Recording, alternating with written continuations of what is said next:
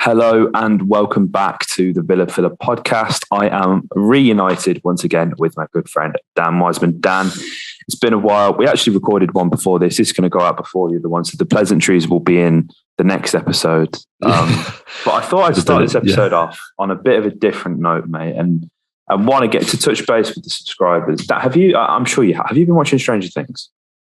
I haven't started it, mate. All my time has been on Kenobi. Which is fantastic, by the way. Yeah, really enjoying it. But I can't, I have a small brain and my brain can't compute with multiple running series at the same time. And so, it's one of them where I have to get one out of the way before I start another. And so, Stranger Things I'm going to have to save my questions till afterwards. I heard it's like a bit, it's not as, the episodes are really long and apparently they're not as good as the series, but that's just what I'm seeing on the timeline. I don't agree with that. I think it's brilliant, but it is very good. long. All right, good. Long. This is just hearsay, but it's next on the hit list. That sets us up perfectly for this episode, mate. Hearsay. I'm fed up of it. I'm absolutely sick to death of people coming on Twitter, and we've had it for weeks, right? Do you know, hindsight's a wonderful thing. Hindsight is 20/20, mate. Yep. Okay. For the past couple of weeks, we have been rebuffing the claims that Michael Beale would leave Aston Villa to go to manage Charlton Athletic, which is, if we're being honest, mate, a really good gig. It really is. Any gig's good, especially for a man who hasn't managed a senior team in his career just yet, despite having such a deep and just incredible alleged tactical nous. I say alleged because I feel like we're yet to see the full-fledged Michael Beale. But we've heard plenty of good things about this guy, and I'm really conflicted on this one, mate. If I'm being honest, because to me at the time, getting Steven Gerrard, we were getting it was the full package we were getting off Rangers, right? It was Michael Beale, it was Gary Mack, it was the backroom staff. That's what this acquisition was about. And you know, there've been various journalists and insiders and everybody who has said, you know, Steven Gerrard is the leader of men. He's the one who gets the players riled up. And I'm sure, you know, to be completely respectful, I'm sure Steven Gerrard has a level of tactical nous. He has to have, because he's on his third job in management now. However, Michael Beale was said to be the brains and the master tactician behind the scenes. We had the same issues last pre-season, mate, with Richard O'Kelly leaving. Like, can we just have a normal pre-season to start? Yeah, mate, it's an interesting one, man. It's one of those where I really don't know where to sit, because there's a good part of me that says, like, you know, it's the Football Manager. I tweeted earlier, right, that it's a bit like Football Manager, whereby I play Football Manager and like all of the remedial tasks, like the training sessions and like handling the friendlies, I just delegate that to the assistant manager, and I do the fun parts, which is like press conferences and signing players and doing the matches. You do press conferences? Basically. I do, yeah. I do, yeah. I'm a sicko, mate. I'm a sicko. You really are. Yeah, you're telling me. And it's like, I do the fun parts. That's genuinely how it feels with this dynamic between Beale and Steven Gerrard, whereby Gerrard's always been like, yeah, man, everything that goes on the training ground, all the tactics, all the know-how, comes from Michael Beale. I just front up the operation. Gerrard's like the overseer that puts it all together, coheres the team, and puts it out on the pitch on a Saturday at 3:00, right? So there's a part of me that's like, obviously it's bad that we're going to lose this guy. There's then another part of the thing where apparently this is his ambitions. Obviously, no one wants to spend their whole life as an assistant. Obviously, his ambitions have been to go into first-time management. Charlton Athletic is actually the only other football club in my family. So that was I was like, when he went there, I was like, all right, if he's going to go anywhere in England, I don't mind that. I've got family that are Charlton fans and everything like that. My granddad was a Charlton fan. So I was like, okay, cool. Now it's like QPR, which is obviously a bigger gig. It's in the Championship. It's like one where you're absolutely right. It's a fantastic opportunity. Apparently, we've known about his ambitions for some time. Obviously, there's going to be a lot of conversations. Apparently, we wanted him to stick around, obviously. But I mean, look, like, the club have recruited really well, and we know what the pull of Steven Gerrard is like. So I have absolutely no doubt that if Michael Beale does leave, obviously it's not confirmed just yet, but if he does, that we will go and get another brilliant coach that can come and help Stevie and really give him the sound advice that he needs on the training pitch, because his connections in the game are fantastic. And obviously, I'm sure we're going to talk about one connection in particular, which Villa fans have latched onto quickly. But no, genuinely, like I do have genuine faith that if Michael Beale does leave, who isn't a household name, let's be honest, that we can go and get one who is. So yeah, it's one of them where I don't really know which side of the fence I'm sat on, and hindsight is going to be a wonderful thing halfway through the season when we look back and go, oh, it's because Stevie lost Beale and everything like that if things are not going too well. But yeah, it's very difficult to know how to feel about it right now. It is, and I think like what's important, like for me as well, is that first of all, of course, we see things through Claret and Blue, but I'm seeing so many tweets that are being like, why would he want to leave? It's this, it's that, blah, blah, blah. Why would, like, if you were offered a promotion at your job, are you going to turn it down out of loyalty? Football is the only industry whereby you have this outward pressure to remain loyal to your employer. Let's, like realistically, although it's a football club, like these are people's jobs. This is people's workplace. These are people's employers. People like it just annoys me sometimes, mate, because it's like we have to like. Sometimes you just gotta like you've got to look at it at how it is. Like this is like it's frustrating. It's incredibly frustrating that there's these links and that he's going to go. I'm not happy whatsoever. But for all the people that are like, why would he go? Why would he do this? Why wouldn't you? Why wouldn't you go and take a promotion and get paid more and chase your dreams? I'm not saying QPR is, of course, the dream gig for him, but I mean, it's a pretty good gig, all things considered. The club's looks like it's been fairly well ran after a torrid sort of 10 years, and they've finally got the finances in check and all this kind of stuff. And it's an exciting project. I'm just fed up of this like constant like tunnel vision, as if Aston Villa is the be all and end all of everybody who ever, steps foot within the door at Villa. And it's the same with Tammy, mate. And you said it a few weeks ago, and I was having this debate at work today. Why on earth would Tammy Abraham leave behind the legacy that he is creating in Rome? Why would you do it? He's just won a European Cup. He's made history being the first Englishman to score more than 16 goals in Serie A in a single season. Roma's stock is only rising right now, and so is Tammy's. And of course, it will all eventually capitulate with Jose Mourinho in 2 years' time, because that's how it works. But right now, he's on the ascendancy, they're on the ascendancy, and everybody's going, Tammy would come back, Tammy would do it. No, he wouldn't. No, absolutely not. Why would you? Can we? All I ask of people, mate, all I ask is of our listeners and of just football fans in general, right? Just sometimes let's just try and see it as it is. And that's just where I sit with this whole Michael Beale thing, mate, because it's like, there's no need to be like, I am up in arms about it, but there's no need. Like, I'm not sat here like, I can't believe he's doing this. Why on earth would Michael Beale leave Aston Villa in this? Like, of course it's a bit muggy and it's a bit, but like, it's one of them ones. If he's being offered a job that is better than what he is currently doing and is what he actively wants to do, and if, as you say, mate, the club are made aware of this, like, you just have to firm it, don't you? Like, realistically. 100%. The Tammy point is a really good one. I think I honestly, I'm at a point where like, stay, Tammy, wreck it over there, mate. Like, I'm rooting for you.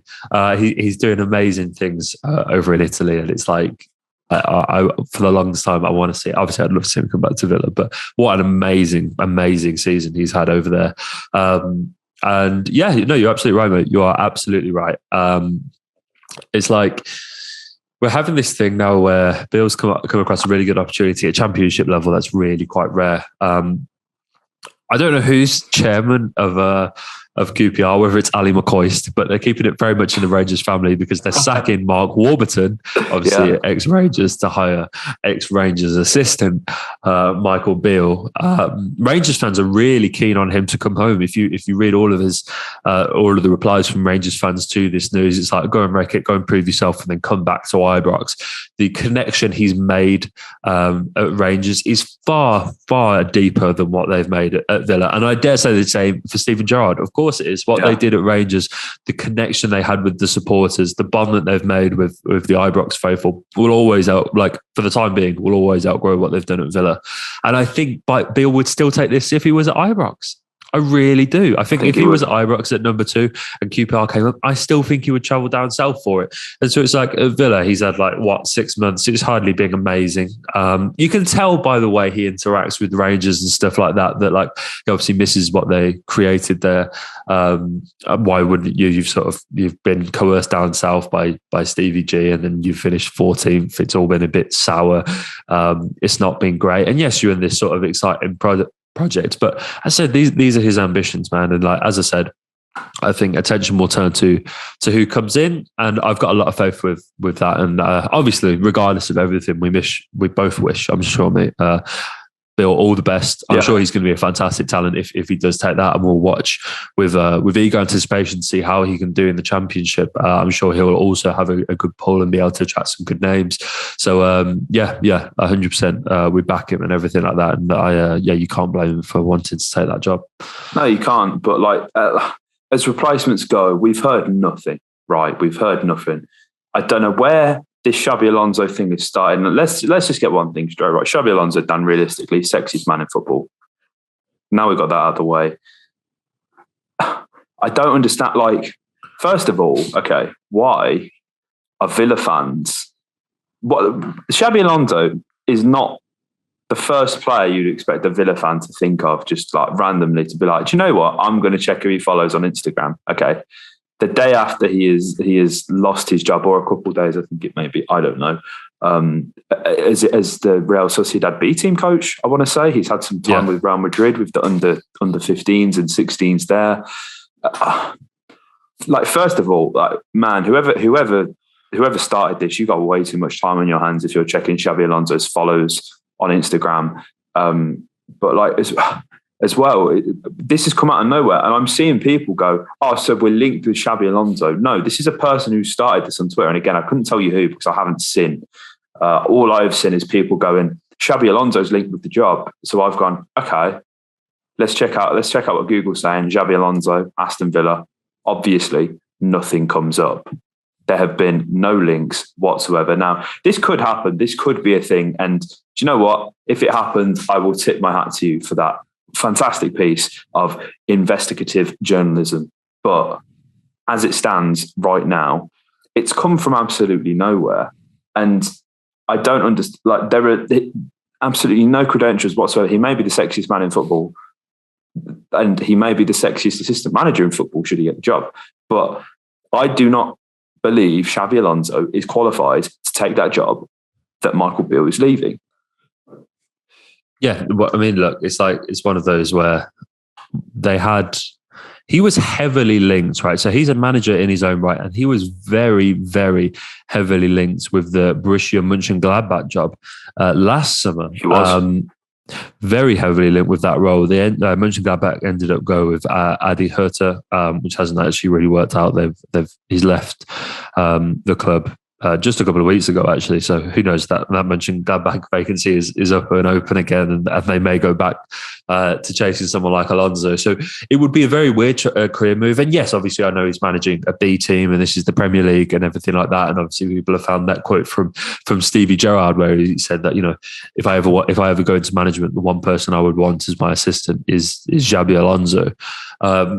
And so obviously I'm sure that he wouldn't. And obviously let's get this straight, mate. What a sight that would be for to see Gerrard and Alonso on the touchline at Villa Park. It would be amazing. And if players like Carney still leave with those two as the first team coaches, then I don't know what to say about that situation.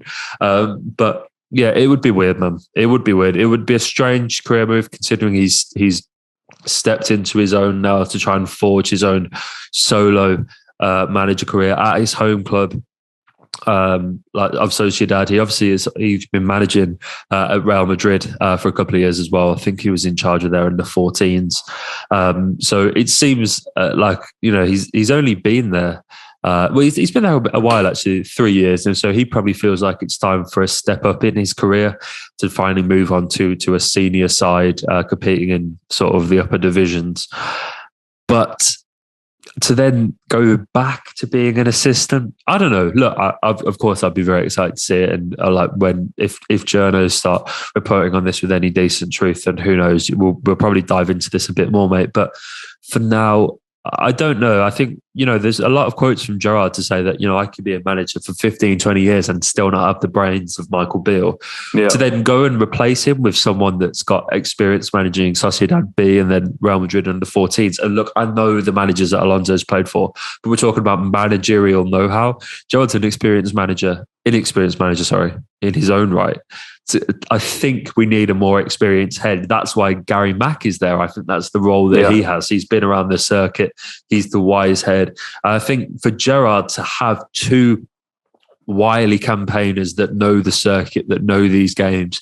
We've seen Gerrard's in-game substitutions have ups and lacked a little bit. And I think that's just a case of having been around the ring once or twice, you start to learn the ebbs and flows of games and when to make what substitution. It's just an experience thing. And so I think the best thing that we could do for Stevie right now is maybe give him two of those senior figures behind him that have been around the block, that know this game left to right, back to front, upside down, and can go, right, put their arm around his shoulder and make him become the manager that we all know he can be.